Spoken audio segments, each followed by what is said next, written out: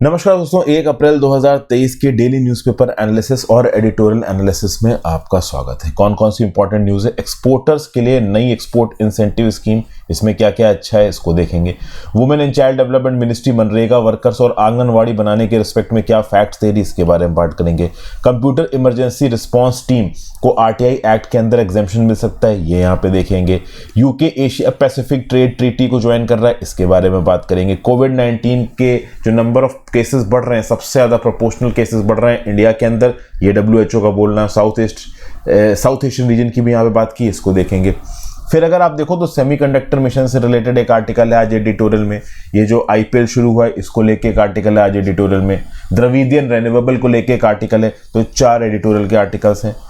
Word of the day देख लेते हैं, रैंप अप। रैंप अप मतलब increase the level of some level और अमाउंट ऑफ समथिंग शार्पली, मतलब किसी चीज को एकदम से बढ़ा देना।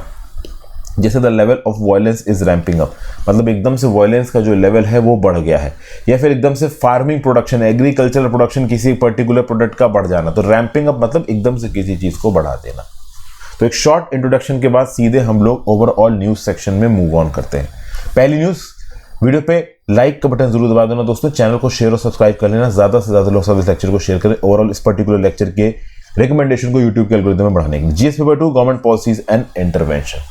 देखिए, union commerce minister Piyush Goyal साहब ने एक नई फॉरेन ट्रेड पॉलिसी लॉन्च की। पिछली फॉरेन ट्रेड पॉलिसी थी फ्रॉम 2015 टू 2020, उसके बाद अभी तक नहीं आ पाई है। तो इस नई फॉरेन ट्रेड पॉलिसी के अंदर इंसेंटिव देने के बजाय एक्सपोर्टर्स को स्मॉलर फर्म्स के लिए स्विफ्टर क्लियरेंसेस और फ्यूअर कॉस्ट को लाने की कोशिश की जाएगी। और ओवरऑल फर्म्स के लिए जो कि एडवांस ऑथराइजेशन का बेनिफिट लेते हैं, EPCG लाइसेंस का बेनिफिट लेते हैं, export promotion of capital goods licence का, उनको एक वन टाइम एमनेस्टी स्कीम दी जाएगी।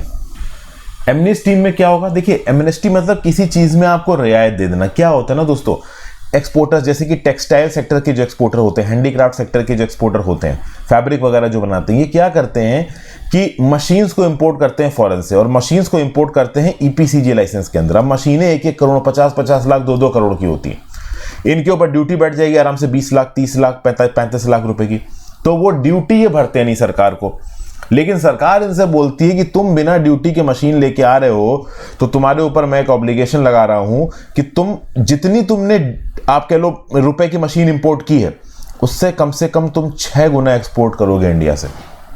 तो इन लाइसेंस के अंदर क्या होता है कि जितनी ड्यूटी है, जितने का सामान आप लेके आ रहे हो इंडिया के अंदर, उससे 6 गुना अगर आप सामान बना के इंडिया से एक्सपोर्ट कर देते हो उसी पर्टिकुलर मशीन से, तो आपका लाइसेंस की रिक्वायरमेंट फुलफिल हो जाएगी। अब टेक्सटाइल सेक्टर में अक्सर कर ऐसा होता है कि जो इंपोर्टर्स होते हैं वो मशीन मंगा तो लेते हैं ड्यूटी फ्री, बट उतना एक्सपोर्ट नहीं कर पाते।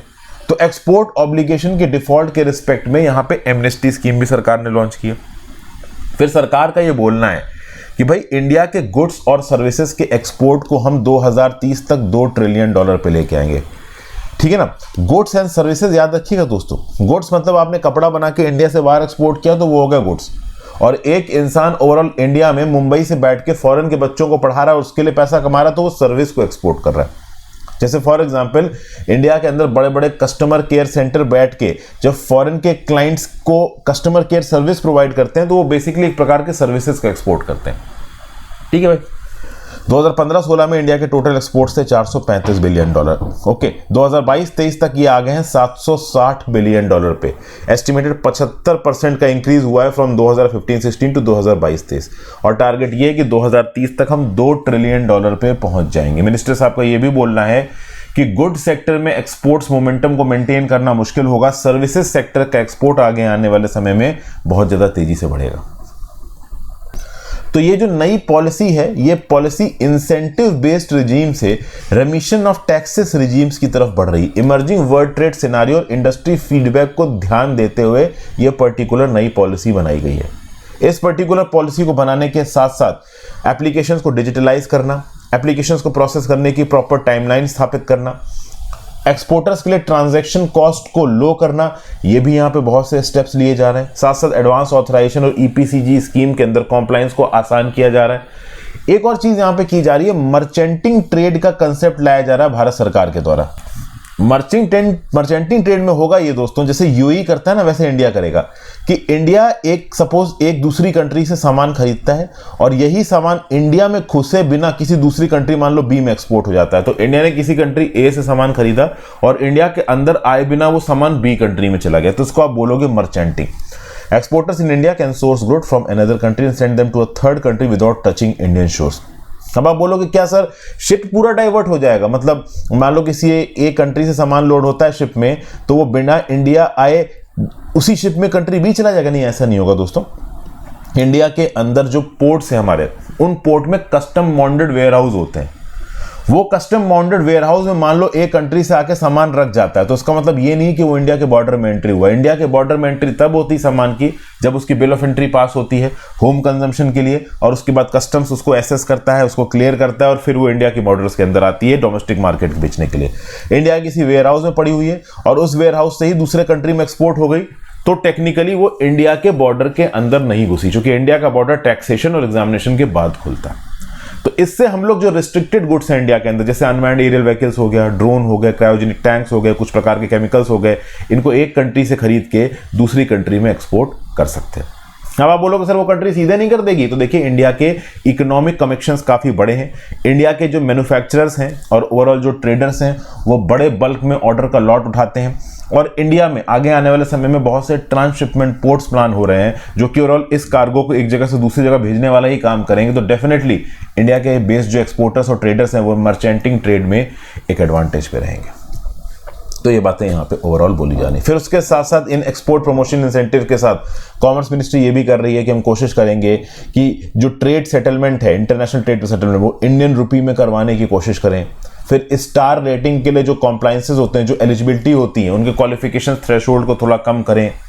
समझ गए बात को? तो ये सब बातें ओवरऑल बताई जा रही हैं। अभी रिसेंटली टेक्सटाइल और हैंडीक्राफ्ट सेक्टर में एक्सपोर्ट को प्रमोट करने के लिए पीएम मित्र टेक्सटाइल पार्क भी यहाँ पे बनाए जा रहे हैं।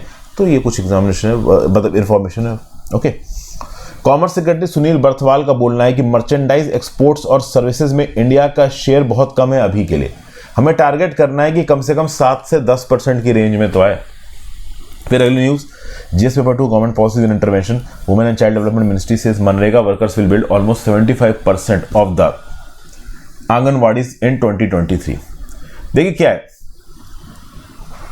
इस साल में लगभग 4 नए आंगनवाड़ी सेंटर बन रहे हैं। इसमें से जो 3 बनेंगे वो मनरेगा एक्ट के अंदर के प्रोविजंस के अंदर बनेंगे। देखिए मनरेगा के अंदर अनस्किल्ड लेबर प्रोवाइड किया जाता है, तो कहीं ना कहीं अगर आप इस प्रकार के सोशल सेक्टर इंफ्रास्ट्रक्चर बिल्डिंग को मनरेगा के फंड्स के साथ जोड़ दो, मतलब इस पर्टिकुलर बिल्डिंग को बनाने के लिए मनरेगा के वर्कर्स काम करें, तो उससे मनरेगा के वर्कर्स को पैसा भी मिलेगा और साथ साथ जो पैसा एलोकेट किया गया सोशल इंफ्रास्ट्रक्चर को बनाने का वो इफेक्टिवली ग्राउंड लेवल पे एग्जीक्यूट भी होगा।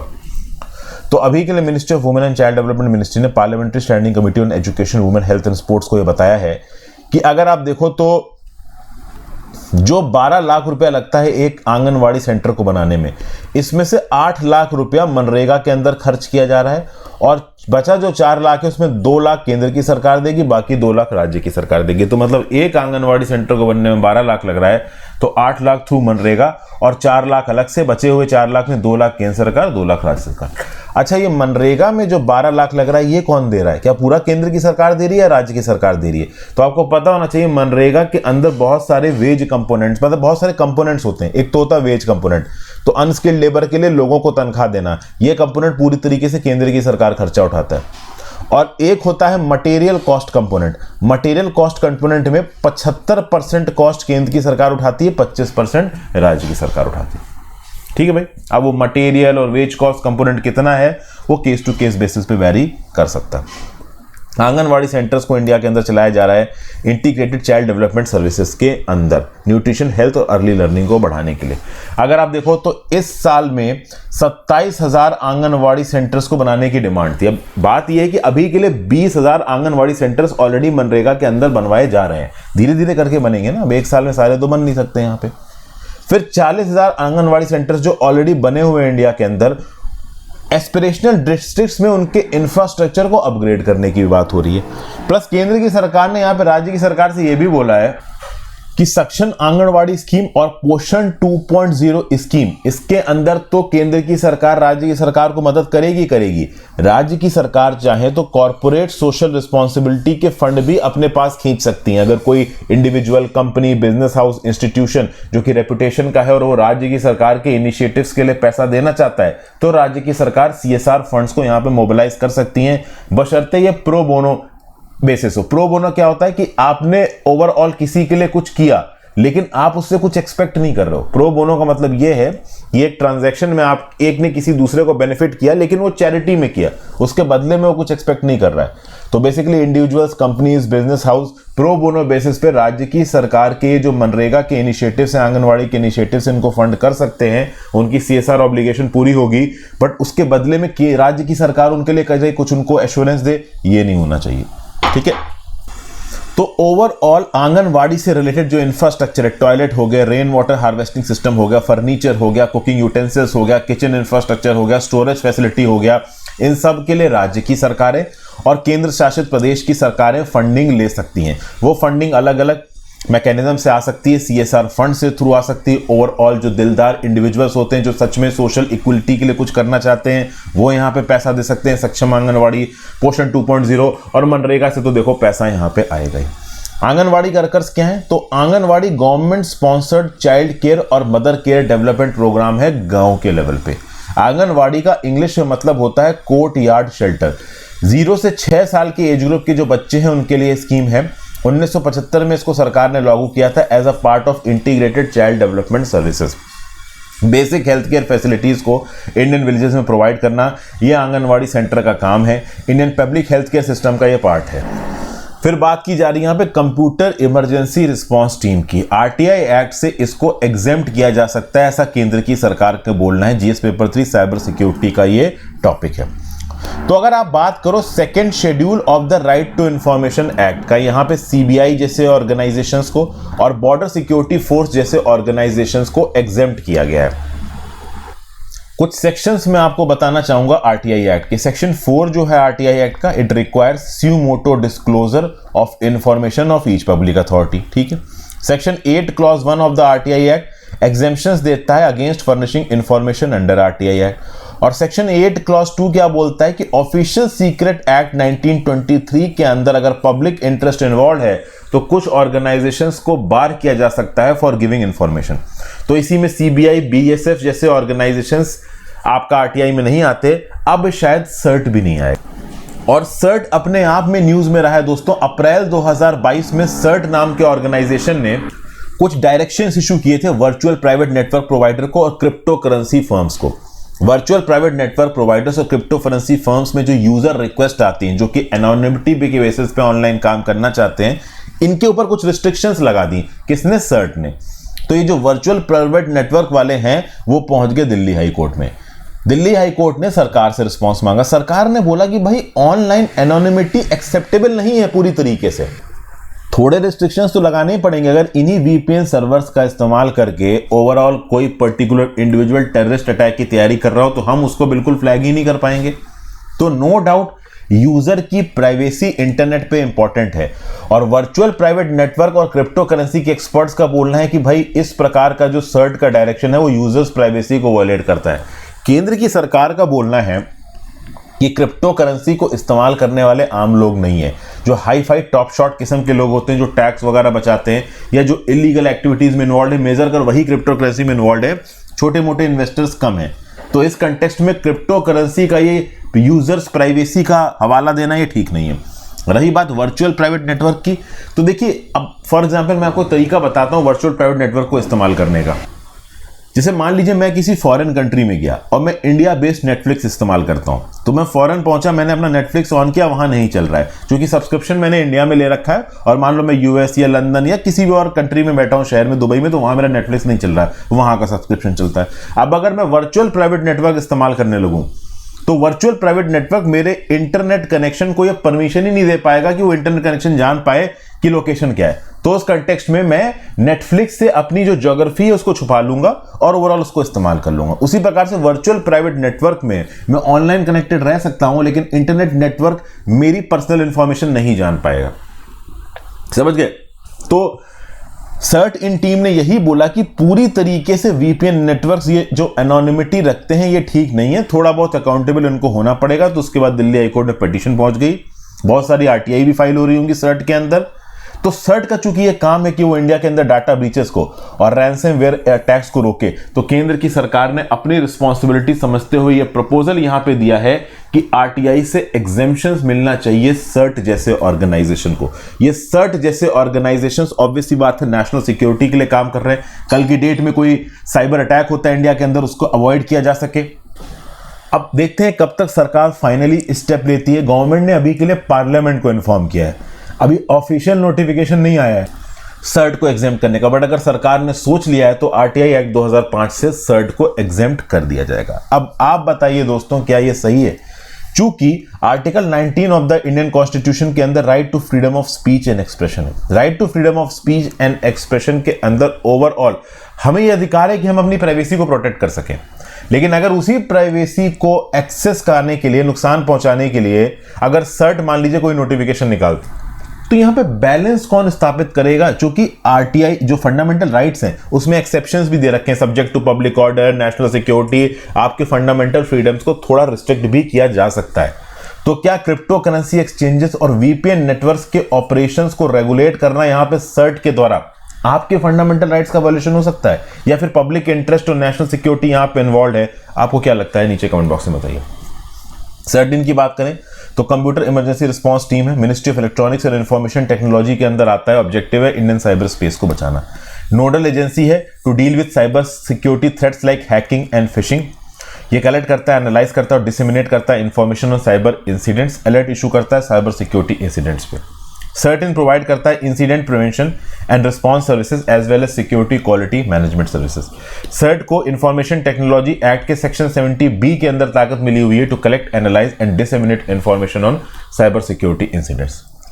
फिर WHO का यहाँ पे स्टेटमेंट है कि इंडिया के अंदर कोविड के केसेस बहुत ज्यादा प्रोपोर्शनल तरीके से बढ़ रहे हैं बाकी दुनिया से अगर कंपेयर करो। 27 फरवरी से 26 मार्च 2023 का जब डाटा उठा के देखा गया तो पता चला कि साउथ ईस्ट एशिया रीजन में इंडिया में सबसे ज्यादा प्रोपोर्शनल इंक्रीज हुआ है कोविड-19 के केसेस का। पूरी दुनिया की अगर बात की जाए तो पूरी दुनिया में इसी टाइम पीरियड में 3.6 मिलियन नए केसेस, 36 लाख कोरोना के नए केसेस और 25,009 मौतें देखने को मिली, नई मौतें। तो कोरोना के केसेस 27% कम हुए हैं पूरी दुनिया में और मौतें कम हुई है 39% अगर 28 डेज के डाटा को कंपेयर किया जाए। लेकिन overall south east Asian region में चीजें बढ़ती नजर आ रही हैं। जैसे कि इंडिया में इसी टाइम पीरियड में 18,130 नए केसेस प्रति 1 लाख 1.3 नया केस, 437% का इंक्रीज। इंडोनेशिया में 8,405 नए केसेस प्रति 1 लाख 3.1 नया केस, 39% का इंक्रीज। उसी प्रकार से और स्पेसिफिक डाटा भी है, उतना स्पेसिफिक डाटा आपके लिए जानना जरूरी नहीं है। एज ऑफ 26 मार्च पूरे दुनिया में 76 करोड़ से ज्यादा केसेस हो चुके हैं कोरोना के कंफर्म और 68 लाख से ज्यादा मौतें हो चुके हैं कोरोना की वजह से। तो कोरोना रह रह के देखिए यहाँ पे आता रहता है, ये हम सबको पता है दोस्तों। देखो कोरोना ज्यादा वाला नहीं है, जैसे टीबी हो गया ना, मलेरिया हो गया ना, आज की डेट में एग्जिस्ट करता है, वैसे कोरोना हो गया।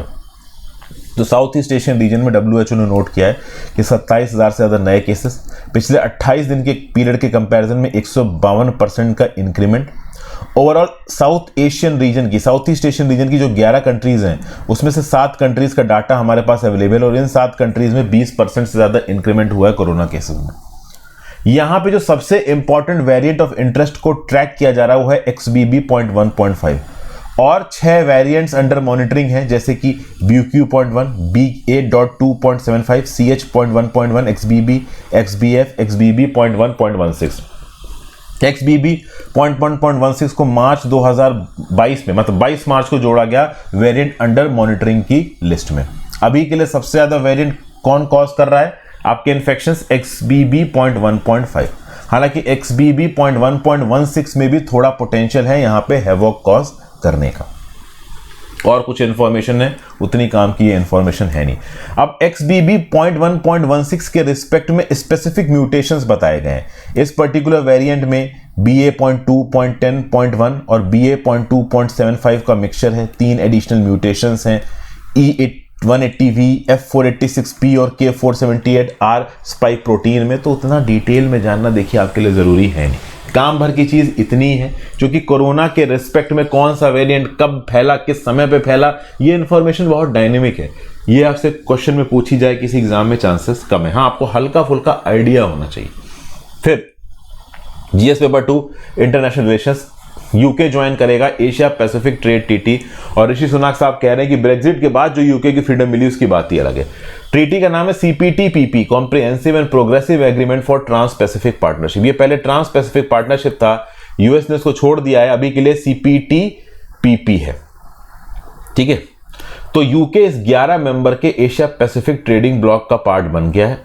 ओवरऑल यूके को हटा दो तो इस सीपीटीपीपी में जो कंट्रीज हैं वो ग्लोबल जीडीपी का 13% बनाती हैं। पिछले 13 महीने से बातचीत चल रही कि यूके इस पर्टिकुलर ट्रीटी को ज्वाइन करे, फाइनली यूके ने ज्वाइन कर लिया। तो अब इन कंट्रीज में जो यूके के एक्सपोर्ट्स जाएंगे ना, 99% यूके के एक्सपोर्ट, और ये हाई एंड एक्सपोर्ट्स जैसे चीज हो गया, कारें हो गई, चॉकलेट, मशीनरी, जिन, विस्की, ये जीरो टैरिफ पे इन कंट्रीज में एंट्री मारेगी। और ओवरऑल यूके की इकोनॉमी को $1.8 बिलियन सालाना का फायदा होगा लॉन्ग टर्म में। हालांकि इकोनॉमिक एक्सपर्ट्स का बोलना है कि this is only 0.08% of UK's GDP, कोई बहुत बड़ा अमाउंट नहीं है यूके के स्टैंडर्ड्स के हिसाब से। सीपीटीपीपी फ्री ट्रेड एग्रीमेंट है। इस फ्री ट्रेड एग्रीमेंट में आती हैं 11 मेंबर कंट्रीज। कौन कौन सी? Australia, Brunei, Darussalam, Canada, Chile, Japan, Malaysia, Mexico, Peru, Singapore, New Zealand और वियतनाम। जब तक इस पर्टिकुलर इनिशिएटिव में यूएसए था, इसका नाम था ट्रांस पैसिफिक पार्टनरशिप। अब सीपीटीपीपी हो गया, चूंकि डोनाल्ड ट्रंप के अंदर यूएस 2017 में विड्रॉ हो गया था। इस टीपीपी के लिए दोस्तों बैरक ओबामा ने अपनी जान लगा दी थी। बैरक ओबामा ने बहुत सी चीजों में जान लगाई, उन सबको डोनाल्ड ट्रंप ने हटा दिया। एक तो था आपका ये जेसीपीओ है, joint comprehensive programme of action, वो जो ईरान की ऊपर सैंक्शंस हटाना और न्यूक्लियर प्रोग्राम के ऊपर लिमिट लगाना, एक तो ये प्लान था, इसको डोनाल्ड ट्रंप ने हटा दिया। फिर जो ओबामा अफोर्डेबल केयर एक्ट लेके आए थे यूएस के अंदर, उसको भी पूरी कोशिश की डोनाल्ड ट्रंप ने हटाने की, बट वो हट नहीं पाया। और ये जो टीपीपी है, इसके ऊपर भी बैरक ओबामा ने बहुत जोर लगाया था, यूएसए को इसका मेंबर बनाया था, बट डोनाल्ड ट्रंप इससे भी बाहर निकल गए। मतलब डोनाल्ड ट्रंप ने जो कुछ भी बैरक ओबामा ने किया बड़ी मुश्किल से सबको अंडू कर दिया। फिर आगे बात करते हैं, यूके एक फ्री ट्रेड डील को इंडिया के साथ भी नेगोशिएट कर रहा है। ठीक है, ओवरऑल जैसे ही सीपीटीपीपी का पार्ट बन जाएगा यूके, जो कि बन ही गया है, इसको इस बात का भी वीटो मिल जाएगा कि कल की डेट में सीपीटीपीपी में अगर चाइना एंट्री मारना चाहता है तो चाइना को हर कंट्री से एक एनओसी लगेगा, तो यूके की भी एनओसी यहां पे लगेगी। ठीक है ना भाई? तो ये सब बातें ओवरऑल बताई जा रही हैं। खास बात दोस्तों ये है कि इस सीपीटीपीपी में जापान की बात कर लो और ऑस्ट्रेलिया की बात कर लो, तो इनका यूके के साथ ऑलरेडी फ्री ट्रेड एग्रीमेंट है। तो ऑस्ट्रेलिया और जापान के मार्केट का एक्सेस ऑलरेडी यूके के पास है। तो इन दो कंट्रीज के रिस्पेक्ट में सीपीटीपीपी को ज्वाइन करने में बहुत ज्यादा यूके का फायदा नहीं होगा। हालांकि कुछ जगहों पे, जैसे कार के रिस्पेक्ट में जो एक्सपोर्ट्स होते हैं मलेशिया को, वहां पे ड्यूटी फ्री कर देना गुड्स को, और बहुत सी जगहों पे ये पर्टिकुलर ट्रीटी यूके के काम की है। ठीक है, तो ये सब बातें ओवरऑल यहां पे बोली जा रही हैं।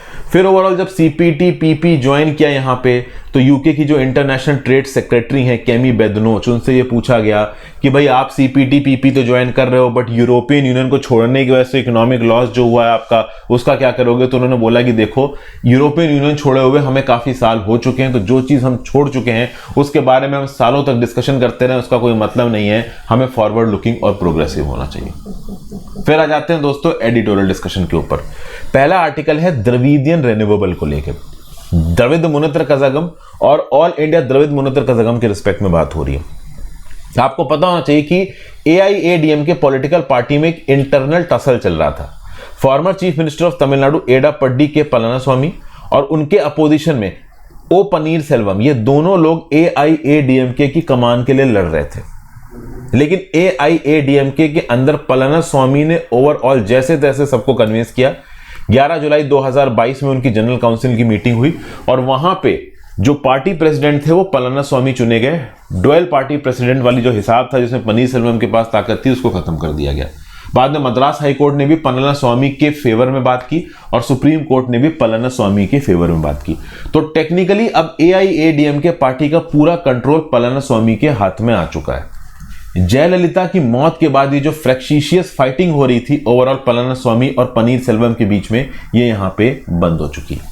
ओवरऑल देखा जाए तो एआईएडीएमके की कमांड के लिए बहुत से फैक्शंस थे। टीटीवी दिनकरन हो गए, शशिकला हो गए, जो जयललिता थी वो तो बहुत स्ट्रांग लीडर थी, बट उनके जाने के बाद कोई स्ट्रांग लीडर समझ में नहीं आ रहा था, लेकिन फाइनली वो स्ट्रांग लीडर अब पलानीस्वामी समझ में आ रहे हैं। इलेक्शन सिंबल भी इनके हाथ में आ गया, पार्टी की पूरी कमांड इनके हाथ में आ गई है। तो क्या अब तमिलनाडु पुराने ढर्रे पे लौट चुका है?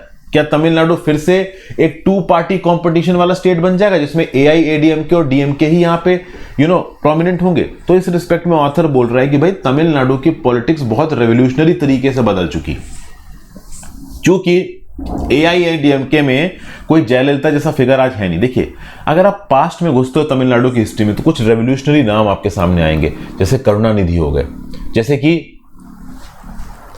जयललिता जी हो गई, जैसे कि MG रामचंद्रन हो गए। तो ये नाम इतने बड़े थे कि इनके नाम का सिक्का चलता था, बट आज की डेट में तमिलनाडु के अंदर ऐसा कोई लीडर नहीं बचा है जिसके नाम का सिक्का चले, चाहे वो AIADMK के पलानीस्वामी हो, चाहे वो DMK के स्टालिन हो। नो डाउट यहां पे स्टालिन की अथॉरिटी को कोई चैलेंज नहीं कर सकता। DMK के अनडिस्प्यूटेड लीडर स्टालिन है, करुणानिधि के बेटे हैं। जो भी स्टालिन को अपोजिशन मिला था अपने भाई MK अलगरी से, उस अपोजिशन ने भी स्टालिन को हिला नहीं पाया।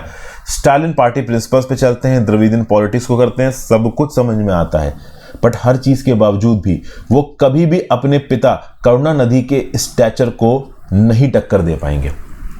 समझ गए? करुणानिधि जी की बात की जाए तो 5 टाइम चीफ मिनिस्टर रह चुके हैं तमिलनाडु के, लेजेंडरी मतलब फिगर रहे हैं द्रविडियन मूवमेंट के अंदर। बहुत सारे मूवी, स्क्रीन प्लेस और पोएम्स में उन्होंने पार्टिसिपेट किया है। तमिलनाडु के अंदर मास मोबिलाइजेशन करना, अपने आप में यूनिक डिसीजंस लेना, जैसे कि बीजेपी के साथ 1999 और 2004 में गठबंधन करना, तो ये जो डिसीजंस थे करुणानिधि के, वो करुणानिधि को एक अलग ही फिगर बनाते हैं। लेकिन पुराना समय दोस्तों और था और आज का समय और है। आज जिस समय पे स्टालिन साहब तमिलनाडु की कमान संभाले हुए हैं, उनके ऊपर बहुत से प्रेशर है। आज केवल द्रविडियन पॉलिटिक्स से काम नहीं चलेगा। आज केवल तमिल एनेथमा को फैला के, तमिल भाषा के प्रचार प्रसार करके आप तमिलनाडु के लोगों को कन्विंस कर पाओ, इससे ज्यादा होने वाला नहीं है। आपको गुड गवर्नेंस पे रिजल्ट्स देने पड़ेंगे, आपको ऐसी पॉलिसीज बनानी पड़ेंगी जो सिटीजन की डेली लाइफ को इंपैक्ट करें। तो आपकी policy priorities economic growth maintain करनी चाहिए, इन्वेस्टर कॉन्फिडेंस लानी चाहिए, urban infrastructure, climate change, day to day interest जो है तमिल मैन और वुमेन का, उसको पूरा करना चाहिए। तो ये सब आपको करना पड़ेगा। सिर्फ आप भाषा के नाम पे पॉलिटिक्स करो, द्रविडियन पॉलिटिक्स के नाम पे पॉलिटिक्स करो, उससे काम नहीं चल पाएगा।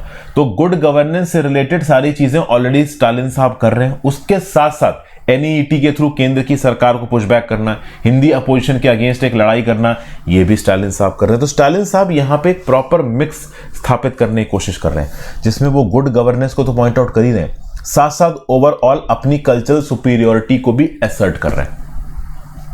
ठीक है, तो नो डाउट यहाँ पे एक बहुत इंपॉर्टेंट रोल कर रहे हैं स्टालिन साहब। और ऐसा ही कुछ प्रेशर पलानीस्वामी के ऊपर भी है, क्योंकि अगर पलानीस्वामी को स्टालिन की लीडरशिप को चैलेंज करना है तो कहीं ना कहीं तमिलनाडु के लोगों को एक अच्छे ऑप्शन की तरह अपने आप को पोर्ट्रे करना पड़ेगा। चीफ मिनिस्टर की थ्रोन पे 4 साल से ज्यादा के लिए बैठे हैं पलानीस्वामी, वो जानते हैं कि चीफ मिनिस्टर के चैलेंजेस क्या होते हैं। तो अगर DMK के एजेंडा को काउंटर करना है तो पब्लिक डिस्कोर्स में AIADMK क्या ऑप्शन देती है तमिलनाडु के लोगों को, ये ऑप्शन बहुत प्रॉपर तरीके से असर्ट करना पड़ेगा पलानीस्वामी को, तब जाके यहां पे बात बन पाएगी। और अब तमिलनाडु की पॉलिटी में एक और बड़ा चेंज आ रहा है, वो चेंज है हिंदुत्व पॉलिटिक्स का, ऐसा ऑथर यहां पे बोल रहे हैं। बीजेपी की एंट्री हो चुकी है तमिलनाडु के अंदर। 2021 से पहले बीजेपी के पास तमिलनाडु की स्टेट लेजिस्लेटिव असेंबली में कोई सीट नहीं है, लेकिन आज की डेट में 4 सीटें। 4 सीटें कोई बहुत ज्यादा नहीं होती हैं, बट ना से बेटर होती हैं। तो कहीं ना कहीं तमिलनाडु के अंदर हिंदुत्व पॉलिटिक्स को लेके थोड़ा सा लोग उजागर हो रहे हैं। ऐसा नहीं है कि ओवरऑल तमिलनाडु के अंदर बीजेपी की बिल्कुल लहर नहीं है। बीजेपी का जो स्टांस है काफी एग्रेसिव है, पैन इंडिया है, होमोजेनाइजिंग है, हिंदुस्तान इडियम्स के साथ वो लोगों को साथ जुड़ते हैं। तो पूरी तरीके से तमिलनाडु की सारी आबादी ओवरऑल इस पर्टिकुलर आइडियोलॉजी की तरफ नहीं बढ़ेगी, ऐसा नहीं हो सकता। तो लॉन्गर टर्म में स्टालिन और पलानीस्वामी दोनों के लिए जो चैलेंजेस हैं बहुत ज्यादा बड़े हैं। ये सब बातें यहाँ पे बताई जा रही हैं। तो पहले ईमी रामास्वामी, CN अन्नादुरई, MG रामचंद्रन, करुणानिधि, इन सब ने जो किया वो समय दूसरा था, वो जमाना दूसरा था, उन लोगों की पर्सनालिटी दूसरी थी। आज समय बदल चुका है, लोग ज्यादा उजागर हो चुके हैं। ओवरऑल जो गवर्नेंस और एडमिनिस्ट्रेटिव चैलेंजेस हैं वो बढ़ चुके हैं। केंद्र में बैठी सरकार बहुत ताकतवर है। एआईएडीएमके और डीएमके को सिर्फ आपस में compete नहीं करना, उनके सामने एक और बड़ा कॉम्पिटिटर बीजेपी बगल में खड़ा है। तो चॉइसेस इस समय पे आसान नहीं होंगी स्टालिन के लिए भी और आपका पलानीस्वामी जी के लिए भी। फिर आगे बात करते हैं, India semiconductor mission might need a compass. भैया सौरभ दत्त चौधरी साहब का एक आर्टिकल है, नाज़दाक PQWI में पावर इंटीग्रेशंस में ये काम कर रहे हैं। सेमीकंडक्टर फैब्रिकेशन में 30 साल का एक्सपीरियंस है, तो इनके व्यू पॉइंट्स को समझने की कोशिश करते हैं। Recently United states department of commerce और इंडिया में जो हमारा कॉमर्स मिनिस्ट्री है, इसने एक मेमोरेंडम ऑफ अंडरस्टैंडिंग साइन किया मार्च 2023 में, ताकि ओवरऑल सेमीकंडक्टर में जो दोनों कंट्रीज सब्सिडी देती हैं उनको कुछ इस प्रकार से रैशनलाइज किया जाएगा कि दोनों कंट्रीज एक दूसरे के सेमीकंडक्टर टेक्नोलॉजी से बेनिफिट कर सकें। अभी हम इस बात को जानते हैं कि यूएस का सेमीकंडक्टर सेक्टर इंडिया से बहुत आगे है, इसलिए इंडिया कोशिश कर रहा है कि यूएस डिपार्टमेंट ऑफ स्टेट की तरफ से एनओसी मिल जाए, यूएस की बड़ी बड़ी कंपनीज आके इंडिया के अंदर सेमीकंडक्टर मैन्युफैक्चरिंग करें वगैरह वगैरह, ठीक है ना। बहुत कोशिश कर रहा है इंडिया की यूएस की जो इंटेल नाम की कंपनी है वो इंडिया में एक green field 300 mm water fabrication plant setup करे। इसमें $10 बिलियन का खर्चा आएगा। तो ये विन विन सिचुएशन इंडिया के लिए हो जाएगी अगर यूएस की एक कंपनी पहली बात तो $10 बिलियन इन्वेस्ट करे, वो भी ग्रीन फील्ड प्रोजेक्ट्स में नए सिरे से यहाँ पे मैन्युफैक्चरिंग होगी, बहुत सारे लोगों को नौकरी मिलेंगी। और खास बात यह है कि इंटेल की जो सेमीकंडक्टर मैन्युफैक्चरिंग की जो टेक्नोलॉजी है वो इंडिया को मिलेगी, तो विन विन सिचुएशन हो जाएगी। और इसलिए अगर आप देखो तो जब डेवोस में वर्ल्ड इकोनॉमिक फोरम की मीटिंग हो रही थी तो इंटेल के सीईओ के साथ घूमते नजर आए हमारे देश के मिनिस्टर्स। वो ये चाह रहे थे, नई दिल्ली ये होप कर रहा था कि इंटेल फाउंड्री सर्विसेज जो कि इंटेल की ही एक बिजनेस यूनिट है वो एक ग्रीन फील्ड प्लांट बनाए सेमीकंडक्टर मैन्युफैक्चरिंग से रिलेटेड धुलेरा गुजरात में। अब ऐसा होगा कि नहीं होगा ये तो देखो आगे आने वाले समय में पता चलेगा। इंडिया के अगर आप सेमी इंडस्ट्री सेक्टर की बात करो, सेमीकंडक्टर सेक्टर की बात करो, तो मोहाली में 1983 में कंपनी बनाई गई थी सेमीकंडक्टर लेबोरेटरी, ठीक है ना, उस समय की केंद्र की सरकार के द्वारा। इस पर्टिकुलर सेमीकंडक्टर लेबोरेटरी का काम क्या था, देखिए प्री लिबरलाइज्ड इंडिया में 1991 में एलपीजी रिफॉर्म्स आए, उससे पहले अगर इलेक्ट्रॉनिक मैन्युफैक्चरिंग में कोई कंपनी थी इंडिया के अंदर तो कैल्ट्रॉन, अपट्रॉन, वेबल थी। सेमीकंडक्टर लेबोरेटरी को भी इसी ऑब्जेक्टिव के साथ सेटअप किया गया कि प्री लिबरलाइज्ड इंडिया में कंज्यूमर इलेक्ट्रॉनिक्स के सेक्टर में हम आगे बढ़ पाएंगे।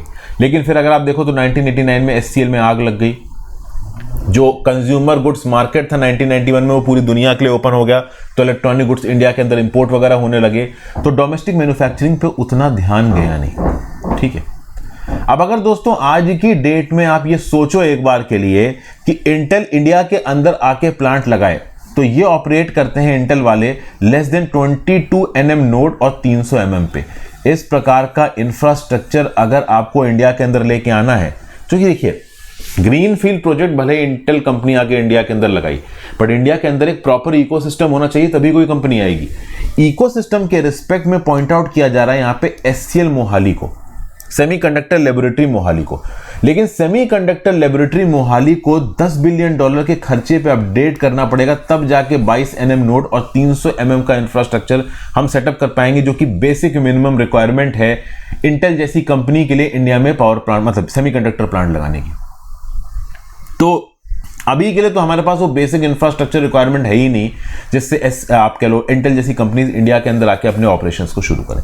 तो अल्टरनेटिव अप्रोचेस क्या होती थी? अल्टरनेटिव अप्रोचेस ये है कि सेमीकंडक्टर लेबोरेटरी में जो ह्यूमन और कैपिटल एसेट्स हैं उनको टारगेटेड मैनर में आप इस्तेमाल करो, धीरे धीरे करके अपनी सेमीकंडक्टर मिशन को जंप दो। जो मोर देन मूर सेगमेंट होता है ना 180 nm से ज़्यादा का, वहाँ पे mixed analog, wide band gap for RF power markets, इनकी कैपेसिटी को इस्तेमाल करके 50 से $100 मिलियन का इन्वेस्टमेंट करके इंडिया की automatic electronics, PV inverters, 5G infra amplifiers में जो भी आप कह लो इक्विपमेंट्स लगते हैं सेमीकंडक्टर से रिलेटेड, कम से कम वो तो इंडिया के अंदर बनाए जाने लगे। कम से कम सेमीकंडक्टर लेबोरेटरी जो इंडिया की है वो इंडिया में यूज होने वाले इन पावर सेक्टर्स और सेमीकंडक्टर की चीज़ों का कंस्ट्रक्शन तो करे। और जब हम ये करेंगे तब डेफिनेटली इंटेल जैसी कंपनीज को पुश मिलेगा कि वो इंडिया के अंदर वो आप कह लो इन्वेस्ट करें। फिर खास बात यहाँ पे ये है कि फॉरेन हेल्प पाने के लिए हमें सब्सिडीज में कुछ चेंजेस करने पड़ेंगे।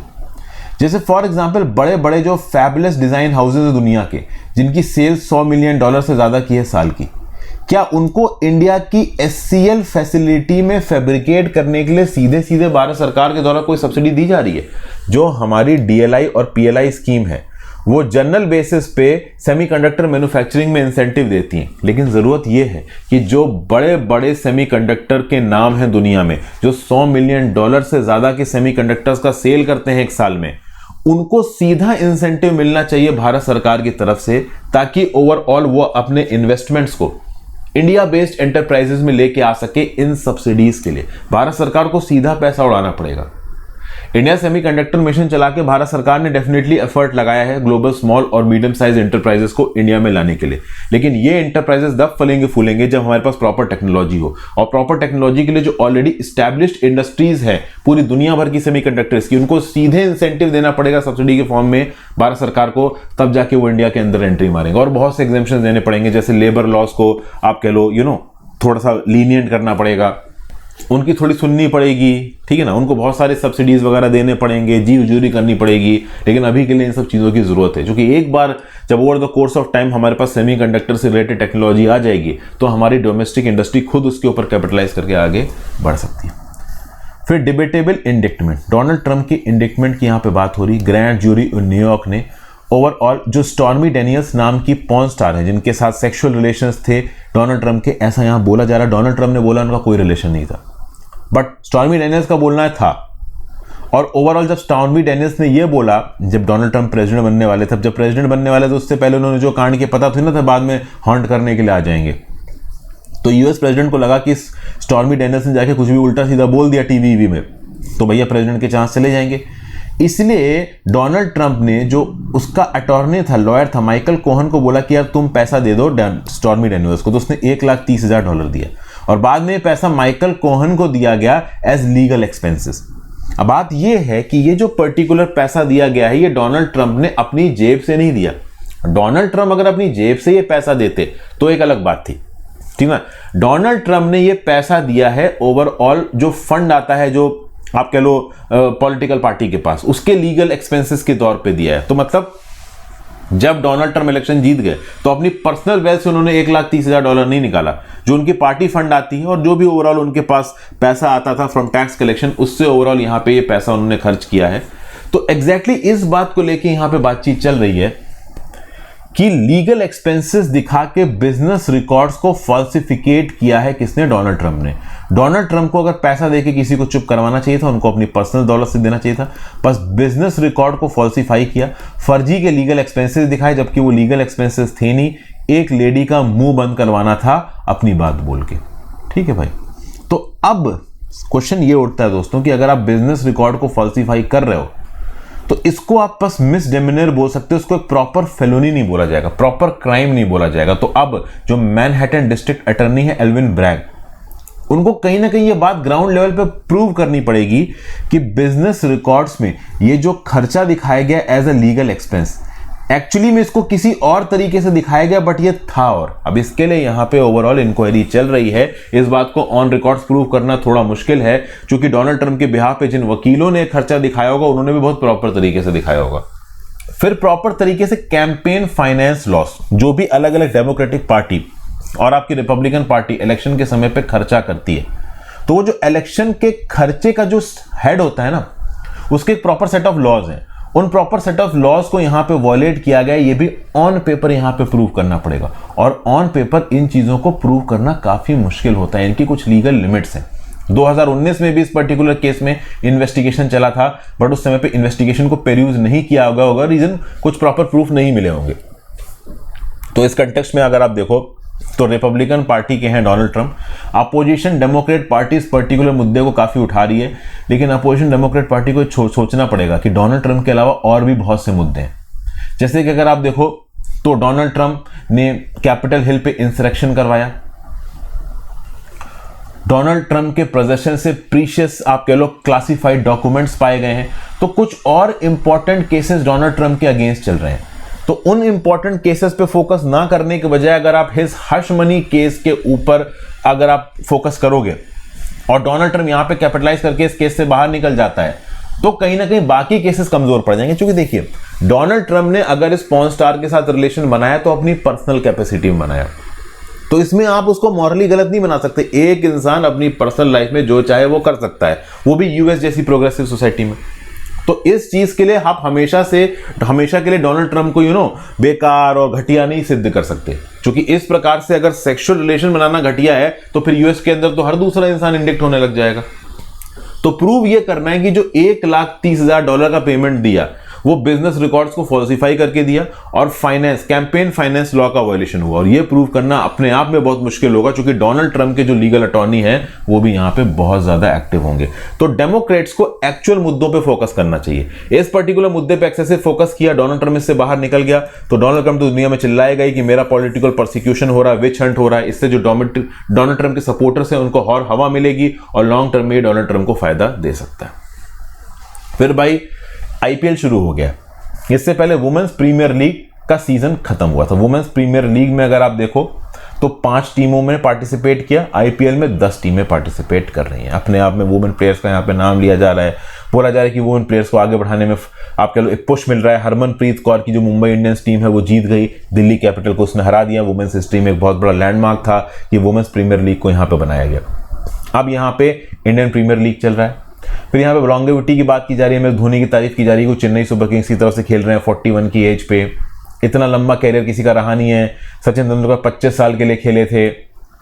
आज की डेट में इतना ज़्यादा ओवरऑल प्रेशर पड़ रहा है इन प्लेयर्स पे, वर्कलोड मैनेजमेंट काफ़ी मुश्किल है, क्योंकि जस्ट आईपीएल के बाद वर्ल्ड टेस्ट चैंपियनशिप खेलने इंग्लैंड में भी जाना है, फिर इंडिया के अंदर वर्ल्ड कप भी है। तो ओवरऑल काफ़ी प्रेशर पड़ रहा है ओवरऑल टफ शेड्यूल की वजह से इन पर्टिकुलर प्लेयर्स की फिटनेस पे और ओवरऑल वर्क लाइफ बैलेंस पे।